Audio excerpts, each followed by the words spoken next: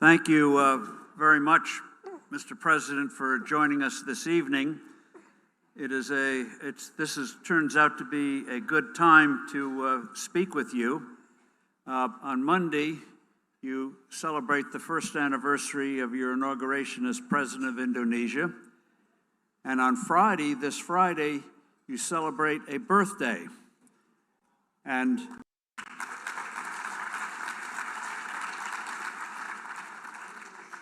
since I am older than you, I can mention that because you look to me. But your background is quite amazing. First of all, your education, for a variety of reasons, you ended up in a variety of schools, grades, what we call school and junior high school, various countries in Switzerland, but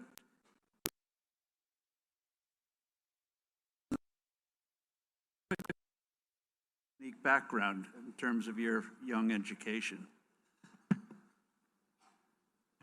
Yes, well, I think I followed my father, of course, my family. At that time, basically, my father was in exile, actually.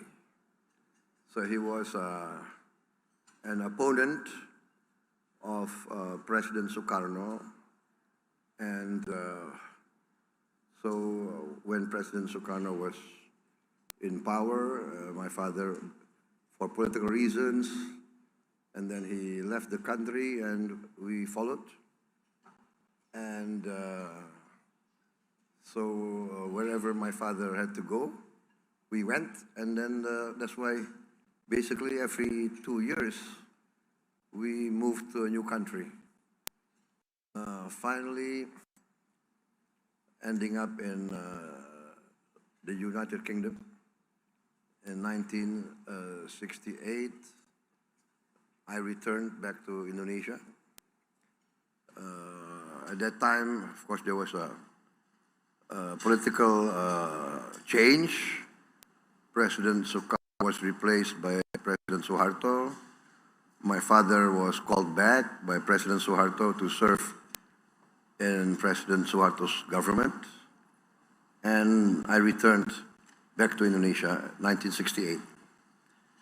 You also, by the way, the president has a sense of humor. Tell us about how you went to Harvard. No. I know that the Anglo-Saxon community, they're very impressed by Oxford, Cambridge, for those, the British, etc., Commonwealth people. Very impressed hearing the words Oxford and Cambridge. And for the American-oriented people, very impressed by Harvard, MIT, Princeton, Cornell. So I understood that. So one day I was in a reception. It was the Queen's birthday, I think. Queen's birthday in Jakarta, and I was there with my deputies. I was chairman of the party, he was the deputy chairman. He graduated from the London School of Economics. So in the reception, all the young British diplomats surrounded him and didn't address me at all, right? So, why? Because I keep hearing, oh, Excellency, you graduated from LSE, London, and so my deputy was saying, yes. And so then I, wanting some attention, I broke in. I said, actually, I went to Oxford, and they all changed their attention to me. They surrounded me, and, oh, you went to, which college did you go to? No, actually I went to the bookstore in Oxford.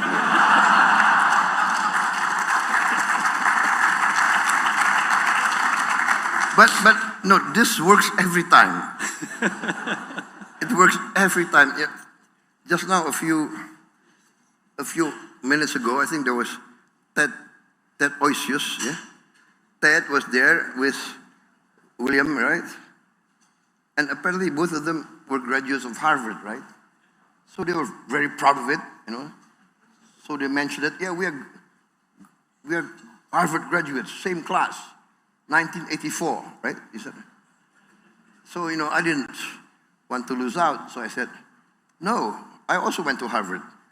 So that comes, wait, which college did you go to? I said, no, I went to the bookstore in Harvard. I got him, you know, so it works every time.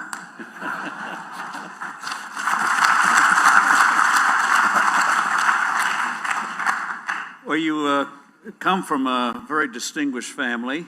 Your grandfather was a founder of a very notable bank, and your father was a brilliant economist who served Chicago hard, but also was not afraid to try to make a change when he thought one was needed. So, your father helped shape your philosophy. So, given your family background, how did they shape your economic thinking? I think you are correct, because you know my grandfather lived in the times of being colony of Holland, of Netherlands. My father went to school in Netherlands and graduated there in economics, and so this was the 40s, right? And then, of course, we were in the middle of this great,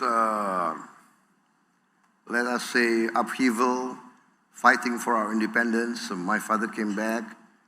And at that time, to be very frank, most of the leaders of Asia, Africa, the leaders, the elite, were basically socialists.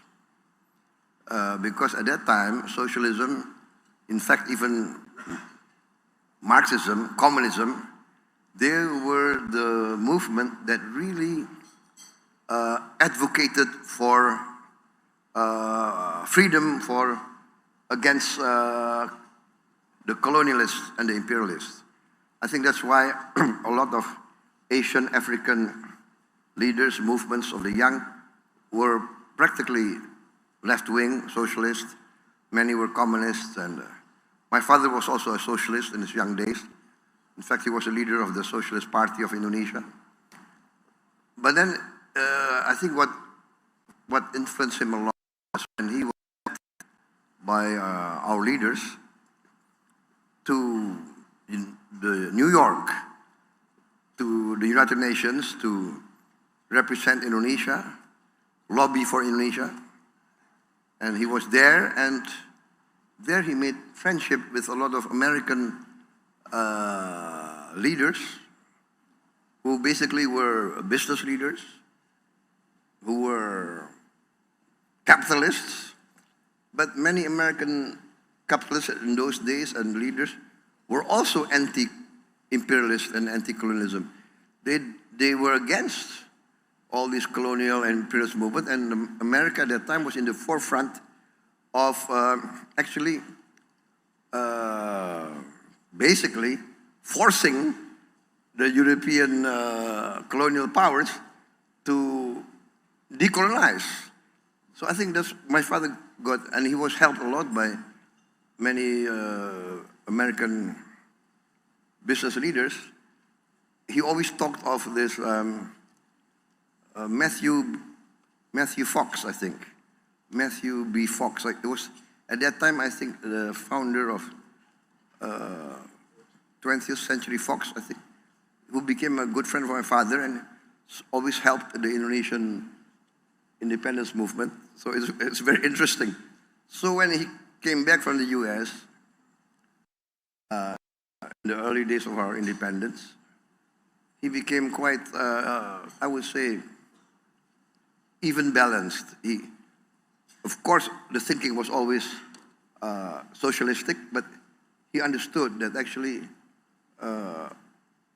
capitalism, free enterprise, really had something that's very important. And that was his thinking. In the end, of course, I was a young boy. I said, so, Father, what is the best economic system according to you, Father? And he said, actually, the best economic system for us, for Indonesia, must be a mixed economic system. It must be, we must take the best of capitalism and the best of socialism. And I think this is now, I think it's growing to be the mainstream thinking. For instance, this is the same thinking, I think, as the third way of Tony Blair, the middle way. So I don't think in the 21st century world, we can opt for one set of thinking, one set of philosophy that works for everybody. It must be, I think we need to find each country the system that works for our country. That's my opinion. One of the things in terms of getting down to specifics that you've done in your first year is a program where you're spending billions of dollars to provide school lunches for children.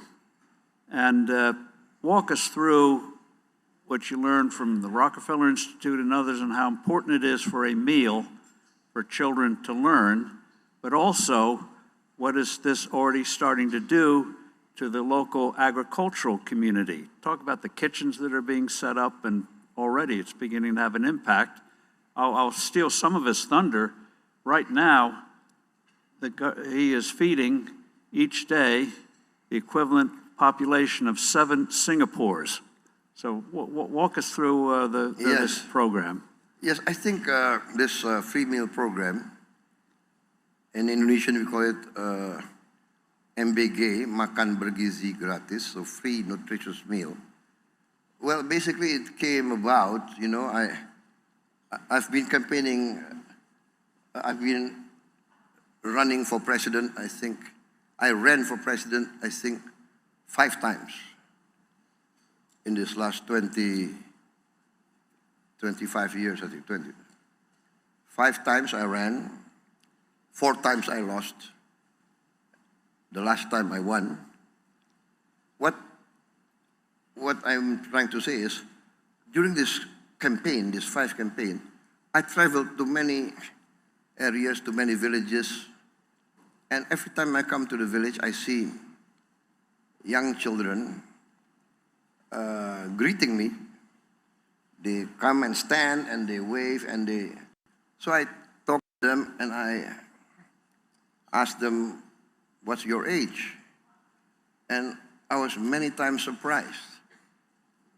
When I thought that the little boy in front of me must be only 4 years old, because of his body, he replied that he was 10 years old. And the little girl, who I thought must be only 5 years old, she said she's 11 years old. And it went on, so I was shocked. So I saw directly and physically, I saw stunting, I saw malnutrition, I saw poverty in my eyes. And it's very difficult for people who are living in the elite to understand that children can eat sometimes only rice with salt. And so that got me thinking.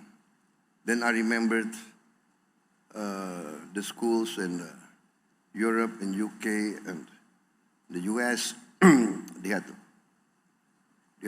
free meals for lunch. So I said, and then I read about Brazil. I saw this, the importance of doing something.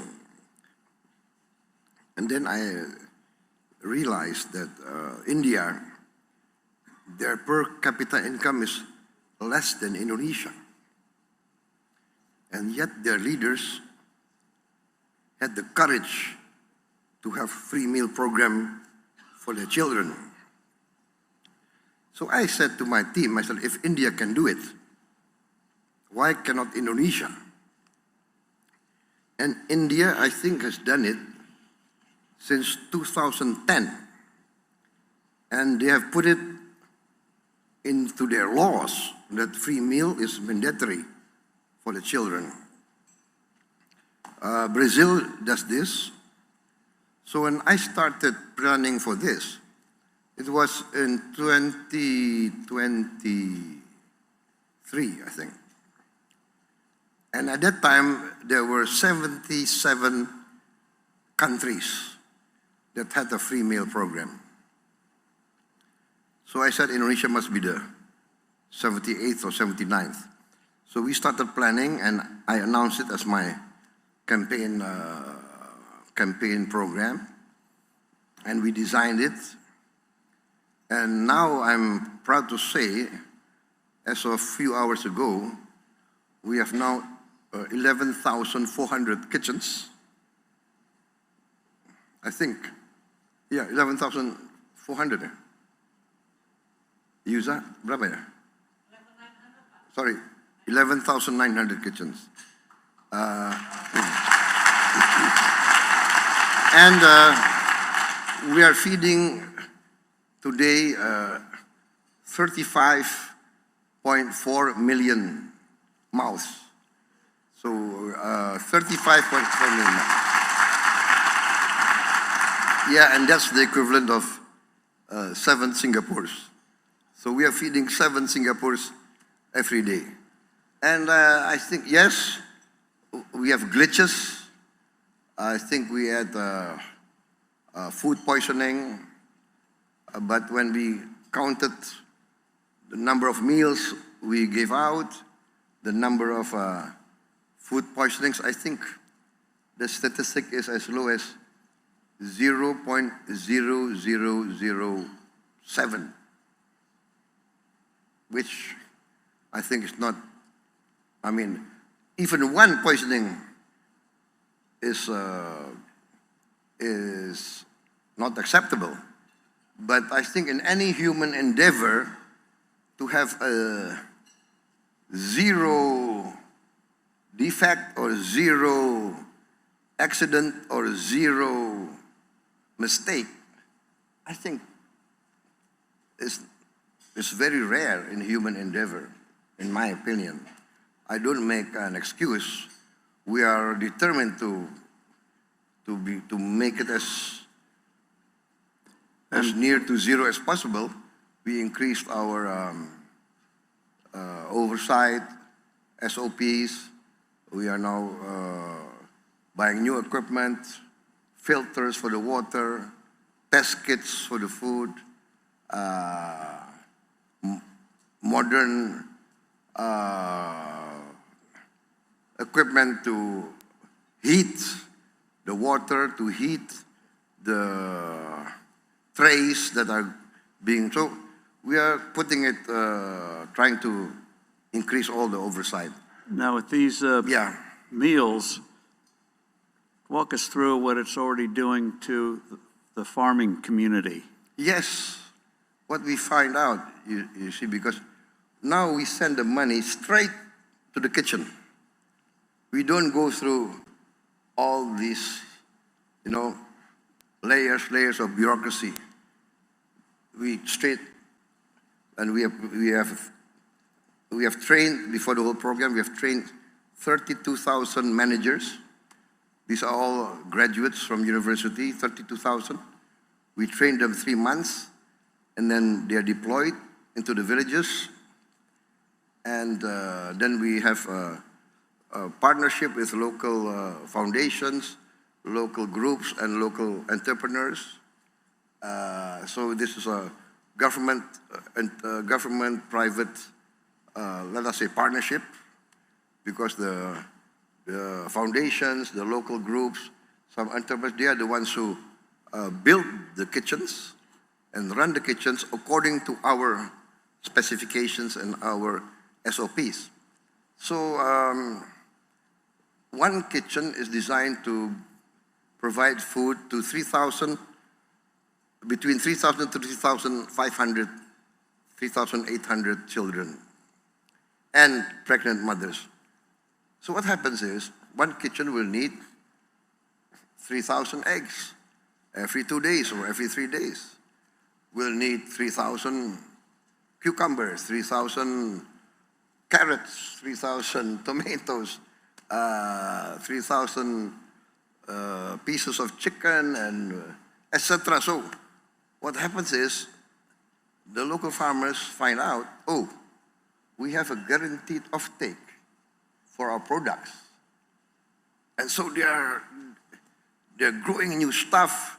We hear a lot of stories, a lot of testimonies. They're building fish ponds, and those in the coastal areas, they increase their fish production. So it's very exciting. What I got a report, and this is from the Rockefeller Institute. I got a visit from a delegation of the Rockefeller Institute, led by Mr. Roy, I think it's Roy Cohen, I think, right? And they said to me, in their experience, going through many countries in the world with the same program, they said that every $1 spent in the free meal program, the return on the $1 is between $5 to $37. So this is massive. It really encourages me, because my purpose is to overcome the hunger of the children. That is my first purpose. But in the sense that we put in so much resources to the villages and the poor areas of Indonesia, even the urban areas, even Jakarta has undernourished children. So, and this, I think, is providing a big boost to the economy, in my opinion. That's the feedback I get. And you've done programs to increase agricultural output, but also with the 17,000 islands, you're also now amazingly have a program to improve fishing with the refrigerators and the like. Walk us through how... Yes, I think Indonesia is basically, we are actually very blessed and very fortunate that 3/4 of Asia is actually sea. But the sad thing is, we have not really exploited well this blessing. So basically, in the 80 years in history, there's been no real effective program to empower our fishing communities, basically. And this is what we're trying to do. My Minister of Fisheries, he started a pilot project. One model, we make as a model of this. We call this project the Fishing Village Project, Desa Nelayan. So, a village consisting of 2,000 fishermen, we will reorganize, give facilities. For instance, many of these villages do not have a simple jetty. So we build a jetty for them. They don't even have ice. So we provide financing so that they can build a small ice producing facility. So every day they go to the sea, they will have ice blocks. And so when they catch the fish will be relatively fresh coming back. So it's simple things like that. Cold storage, when the produce can be stored, and then electricity, solar panels. So all these things, clean clinics for them, good schools for the children. And we find out their testimony, after 1.5 years, 2 years, their earning increased up to 100%, which is amazing. You know, I am myself I'm very surprised. I thought maybe 40%, 50, 100% increase. But for basic things like ice, and then of course facilities for auctioning the fish. So now all the people who need fish, they know, oh, in that village, I can get fresh fish. And if I come early for the auction, I'll get the best. So prices increase, earnings increase. So what we are planning to do is we are planning to replicate that this year, 2026. This year, we already start building 65 already. 65 already. And the target will be end of 2026. We are going to build at least 1,000 of these villages all over Indonesia. 1,000, that means it will empower 2 million fishermen. 2 million fishermen with their wife and maybe 2 kids. That's 8 million Indonesians. We hope immediately, after 1 year, their earnings will increase by 100%. And this is our goal, our dream. And I'm very bullish, I'm very optimistic. So we will now get fresh increase of protein from the fishing villages. We will send it to our cooperatives, because I'm also building, we have already established 81,000 village cooperatives. And each village cooperative will have their own warehouse, cold storage, will have their own mini supermarket, their own village drugstore, village clinic, etc., etc., etc. And each cooperative will be given financing to buy 2 trucks. So all their produce will be sent to the market. And there will be no more stories of, sir, our harvest is rotting, nobody's coming, da-da-da-da-da-da. Yeah, so I think this is going to be, an exciting time for Indonesia. I'm excited, and because I'm seeing this dream, this concept turning into reality as we sit here today.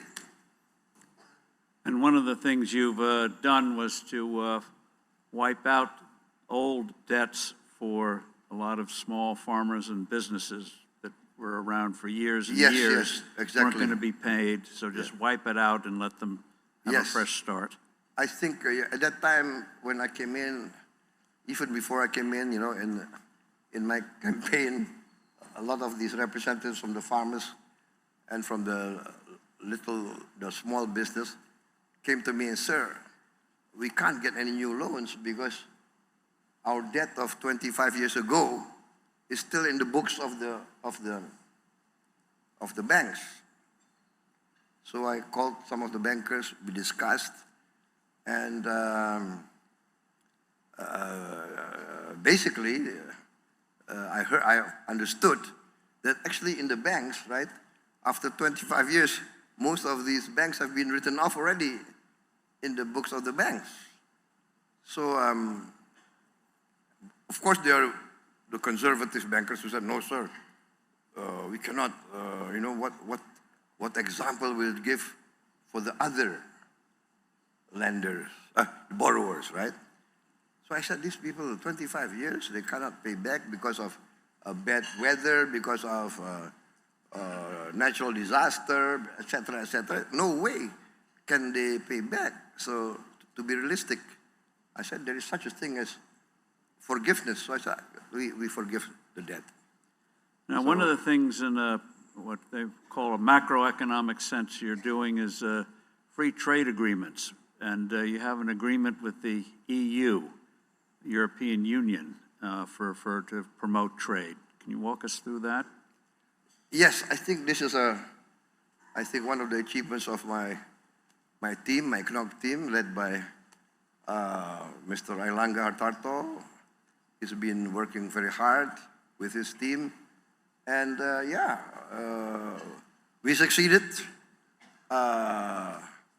in getting the agreement through the SIPA, right? Indonesian European Union Comprehensive Economic Partnership Agreement, SIPA. And I think this is a breakthrough because it came right when the American government started their tariff campaign. Can we say campaign? It's a polite way to put it. Right. So I'm an American. I have more pungent words. So you have to be diplomatic. So I think we need to. For us, it was a wake-up call, right?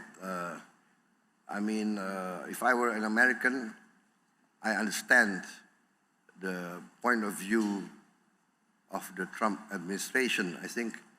I mean, America cannot be, right?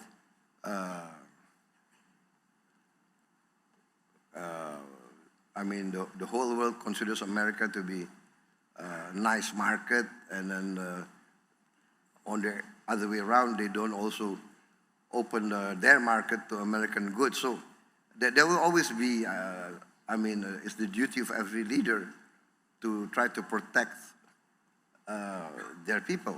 But, I mean, if you go in a tariff war, where will it stop, right?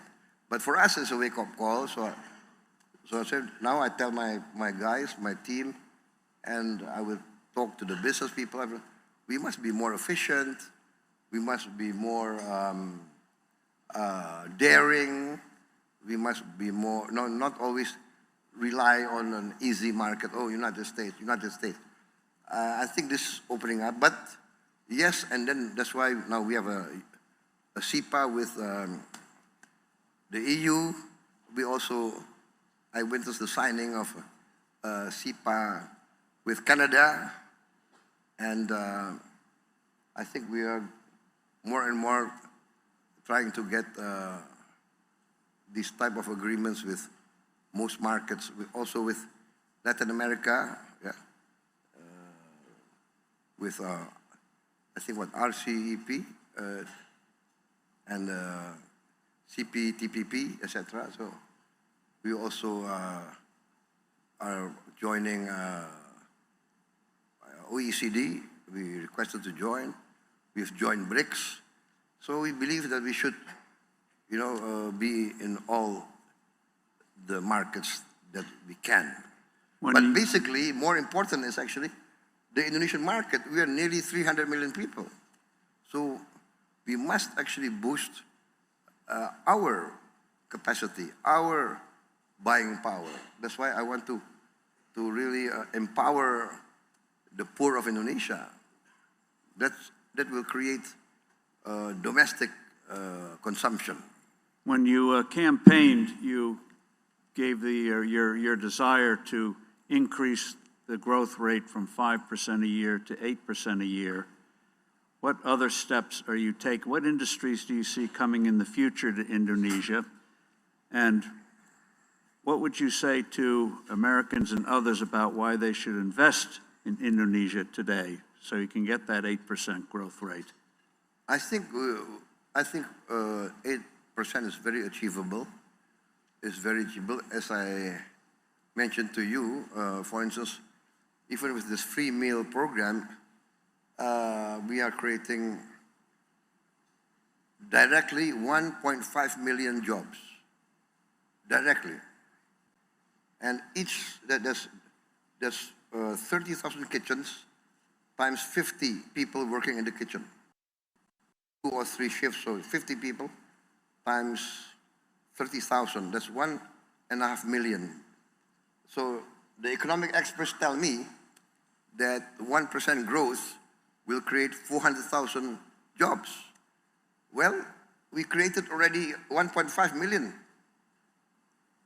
jobs. That's 3%. And that's not even with the 81,000 cooperatives. There, we calculate we'll also create at least another 15 jobs. But the beauty of the whole thing is that each kitchen has created 15 local entrepreneurs. One selling their eggs, the other one selling vegetables, the other one selling fish, this one selling meat, the other one so. And each of these 15 vendors or suppliers will have at least 5, 10, or 15 workers. So foreign investors will be witnessing a growing economy which attracts capital. I think so.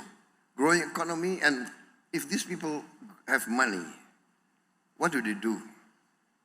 They will buy shoes, clothes. They want to improve their housing. They want each to buy maybe motorcycle, a television. So I think this is the way. I mean, of course, the big guys will want to go to the big things, right? For instance, we have a lot of minerals, a lot of critical minerals. We are number 1, I think, in nickel, maybe number 4 or 5 in bauxite. We are in critical minerals. We are in, so I think there's a lot of space for new investment. We need more exploration for oil and gas. We need more drilling. We find out that we have, I think, 30, 40,000 old wells that with new technology, we can increase our yield.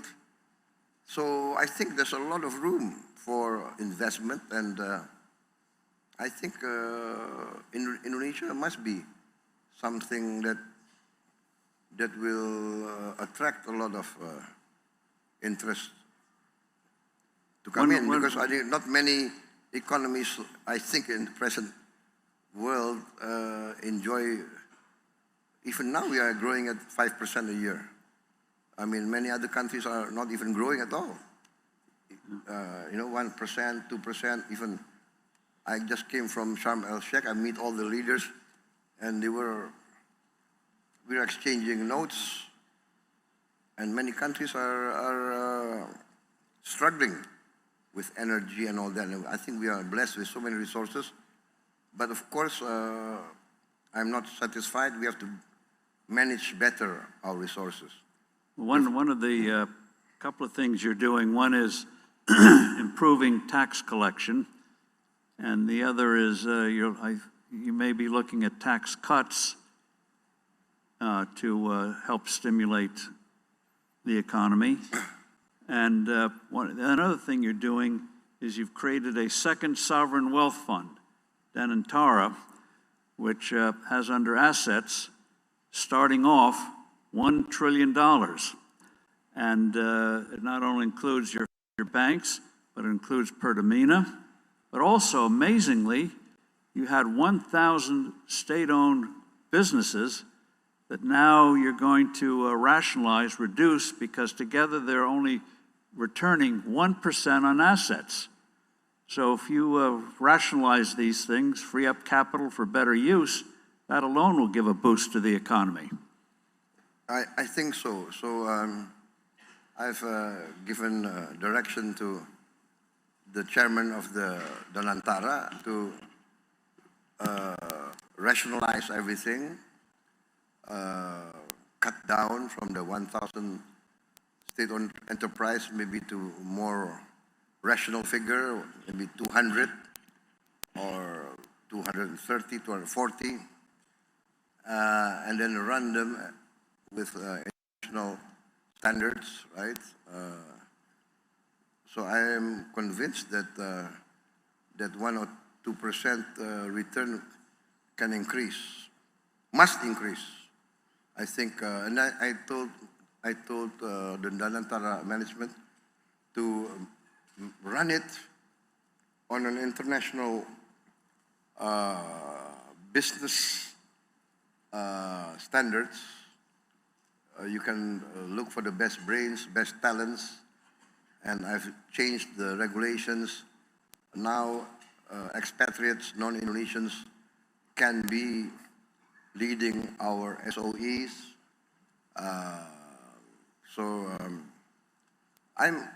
I'm very excited, but because sometimes I don't know. There is some sort of disconnect sometimes between the economic players and the political players, the political leaders.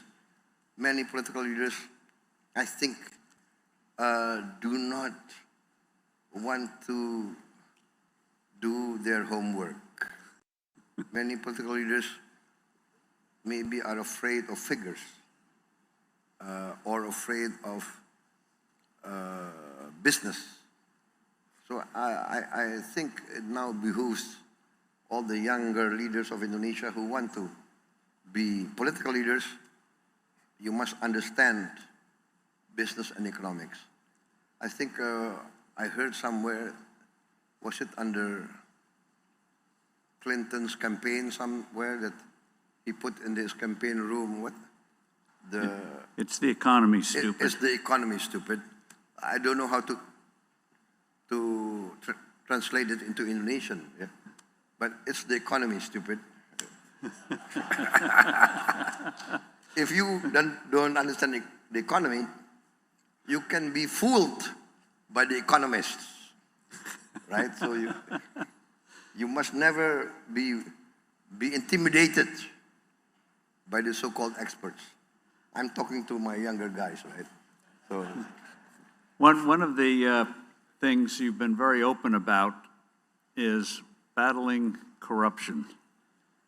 When you were defense minister, you made it a point that any relative, if the name came in for a contract, they would not get the contract. Relate the story first of a company that came in that made you an offer. They thought you couldn't refuse, but you did. And then walk us through quickly the things you are doing now to combat corruption, not just prosecutions, but making sure you have the personnel properly salaried so there's no excuse for payoffs. But first, relate the story about what happened to a particular defense company or a potential provider to get a contract. It was rather brazen. Yeah. I mean, corruption is very difficult. Corruption, in my opinion, is a disease. Once it reaches stadium 4, like cancer, it's very difficult. But corruption, in my reading of history, corruption will destroy countries, nations, and regimes. So, I am determined to try to cut down corruption, and then sometimes the only thing is you must give the example, right? So yes, when I became Minister of Defense, the first night I became Minister of Defense, I remember I called in all my relatives, my nephews. I don't know if my brother was in the room, but I said, listen, I'm the Minister of Defense. Yeah, you guys cannot go into the Minister of Defense for any defense contract, right? Understand that. So that's what I try to do. But of course, after 2-3 months, business people are very creative, right? Especially Indonesian business people. So they will find ways and means. And then one day I found one of my nephew coming to me, right, with a project. I said, oh, come on. You've never been in defense. You don't understand defense, okay? So no, you look for other business. So one time, we had a defense project conference in the Ministry of Defense. So my head of logistics reported to me, "Sir, we have these 250 projects. And let me report to you, project number one, whatever, 3 companies in the short list. Company A, Company B, Company 3. Oh, by the way, sir, I would like to report in Company C, there's one of your nephews. Write him off. Go down the list. Oh, by the way, sir, in this project, your other nephews. Write him off. I wrote off all my family. And so in the comment, maybe I reported the names. And then they might have passed. So I had difficulty meeting my nephews for 3 or 4 months after that. But yeah, you have to give example. It's not easy, but you have to do it. And then now, the problem for Indonesia, I think, is this. If we can get this done well, I think very fast we will be the surprise of the world. For instance, I came into 2 islands of Indonesia, Bangka and Belitung, and we got a report there were 1,000 illegal tin mines. 1,000 on these 2 islands. And we were losing maybe 80% of our total tin production to these illegal miners and through smuggling. And I said this has to stop. I made a military training program with naval ships, airplanes, helicopters, drones, and we just blocked these 2 islands. No vessel can come in and out without us knowing what's inside. And basically we stopped the smuggling. One sampan tried to go out. We found out there had tin on the sampans. Can you imagine? So, and then we confiscated several cases of tin ingots, rare earth, etc., etc. We calculated that we saved our country about a couple of $2 billion. So next year, the increase of tin production, we hope, will come back to its original position, and we should be earning maybe at least 3 or 4 times what we were earning last year. So this is just one example of what we recovered. We also, of course, I took over from the previous government, handed me over the problem of about, I was reported come to us, sir, out of the millions of hectares of palm oil, about 5,000 are in violation of the law. What? Yes. Oh, no, so not 5,000, 5 million. 5 million hectares are in violation of the law. So I said, I am sworn in to uphold the law. So I told my Attorney General, my state auditing board, carry out investigations. What you find out, if there's a case, terminate their concessions.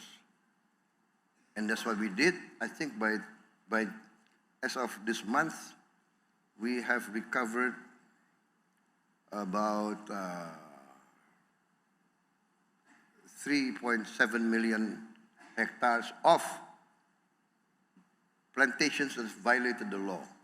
One plantation, 2 plantations, one was 50,000, the other 50,000, violated the law. There was a Supreme Court decision to confiscate those 2 estates, those plantations. 18 years ago, Supreme Court of Indonesia decision, not carried out for 18 years. The Attorney General came to me and said, what, Supreme Court? Inkrah, so no more ways to appeal. So I said, carry out, execute. Sir, this and that, what? You guys afraid? I ordered my armed forces, you accompany this Attorney General's office, accompany the state auditors, protect them, go in there and confiscate. 100,000 we take over, and no problem. So I think this is the case, is the government now must enforce the law. And I'm determined to enforce the law, and I'm determined that the Indonesian government must be respected by everybody. The law is the law, regulations are regulations. Those who violate the law will have to deal with the law. So that's as simple as that. But what I mean is, we are recovering a lot of assets, Well, by this, efficiency. this taking, whether it's on the village level, enforcing the law, Yes. fighting corruption, dealing with the tax code. There have been a lot of protests, as you know, in your country and in other countries. People worried about the rise of the cost of living, inequality, but you seem to have embarked on a path where you're going to have a vibrant economy, but you're going to make sure, as the phrase goes, not only is no one going to be left behind, but they're going to be very much part of a moving forward, whether it's in a village or in Jakarta. And before we let you go, though, one other thing, since we have you here, we won't let you answer the question. You were recently in Egypt, invited by President Trump to witness the historic agreement. Can you share with us, before you go, observations about what you saw and what you think may be unfolding, which also underscores Indonesia's traditional foreign policy of trying to stay out of the elephants who get in fights with each other, the great powers, that you focus on growth rather than international disputes. But give us some quick observations about what you saw in Egypt. By the way, the president went to Egypt midnight on Sunday night, and what was it? A few hours later, you came back. Amazing. Give us some observations about what you saw. Yes, it was very interesting. I think there was a sense that we are at a historic opportunity. A lot must be done. There's still a long way. Anything can happen. But we all feel that this time there's hope. So in New York, during the United Nations General Assembly, President Trump called about 8 of us, 8, let us say, leading Muslim countries. Indonesia considered Muslim majority, so we were invited. And he gave us his plan. We looked at the plan, we discussed it. It gave us hope. And then some of the other Arab leaders said, sir, we can live with the plan, we like it, it gives us hope. But what about Israel, right? And so he said, well, basically what he says is, I will convince the Israelis. And apparently he managed to do that. We have now a ceasefire. Aid is coming in. Hostages have been released. Some still, I think some dead bodies have to be recovered.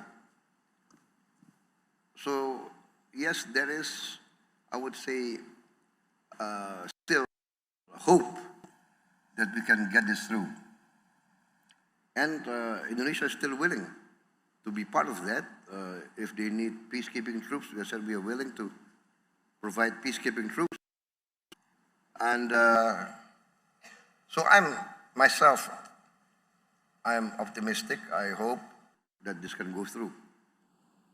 Well, in your speech in the UN, you gave a very courageous speech about if Israel would recognize Palestine, countries should recognize Israel, even if they're Muslim. And criticized you for that, but that exemplifies, though, the kind of firm leadership, forward leadership that the world needs. And so we've run out of time, unfortunately, but I think people that it's issues like ice for fishermen or trying to bring peace to a troubled region, Indonesia has a very strong leader. Thank goodness. Thank you very much, Mr. President. Thank you for honoring me. Thank you, President Prabowo and Steve. I'd like to ask both of you to just kindly stay seated for a minute, just while I give brief closing remarks. Ladies and gentlemen, what a great way to end this year's Forbes Global CEO Conference. We'd like to thank all our speakers, guests, and sponsors for their support and for making this annual gathering possible. You've been such a wonderful audience. We look forward to see you at the next conference. Now take his leave. Thank you.